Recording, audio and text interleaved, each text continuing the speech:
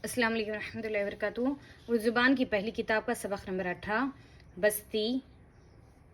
बस्ती किसे कहते हैं? आदमी अपने रहने के लिए घर बनाते हैं।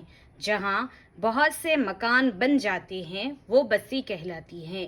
छोटी बस्ती को गांव, बड़ी को कस्बा और बहुत बड़ी को शहर बोलते हैं।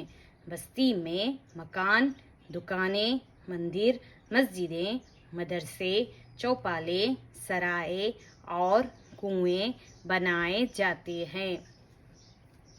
रास्ता चलने को कोचे, गलियां और सड़कें छोड़ देते हैं। मकान ईंट, मिट्टी या पत्थर से बनाए जाते हैं। बाज़ झोंपड़े बांस और फूस के होते हैं। अमीरों के महल बड़े और पक्के होते हैं। गरीबों के झोंपड़े छोटे और कच्चे होते हैं। बस्ती के आसपास बागें, तालाब और खेत होते हैं।